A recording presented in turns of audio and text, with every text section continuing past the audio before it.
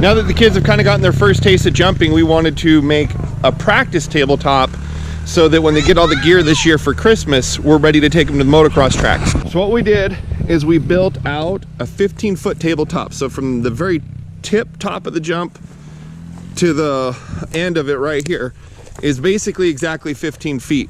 And so what we've been doing is kind of massaging the landing angle. We brought it out so that you can kind of overshoot it a little bit. And then over here, we were kind of working on the takeoff angles because there's a couple different ways to do it.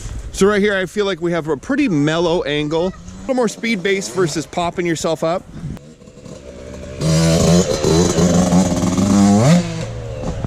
So what we did is we built a corner to teach them to come in, change their direction, and then hit the jump, just like you're gonna have to at the track.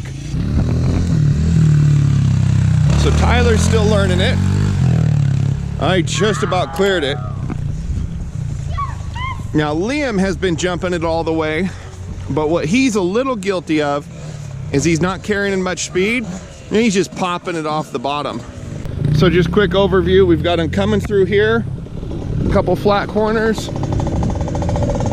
and we got this bank right here. So eventually they'll learn bowl curves, but this really helps them change their direction.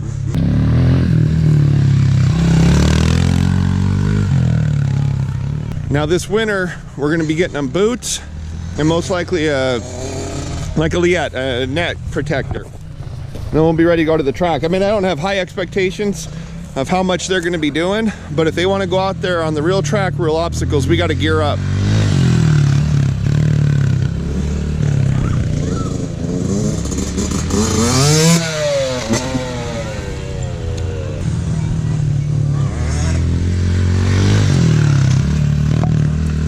So one of the things I remember when I did my first jumps at the motocross track, I was in my 20s actually, is there's that fear factor when you take off from a jump and you can't see the landing behind you. That takes some time to work up to it. And so that's kind of some of the core concepts I wanted them to learn here with this. If you look at their height, even if they're standing up, the height of that takeoff for a child on a bike is definitely intimidating because you don't see what's on the other side. And so this repetition over and over and over again, hitting it hundreds of times, hopefully will build that confidence in there for them.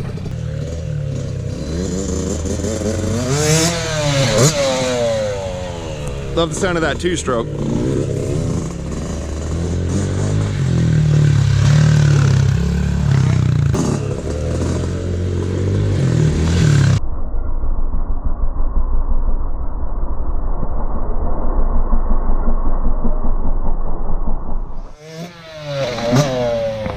There we go.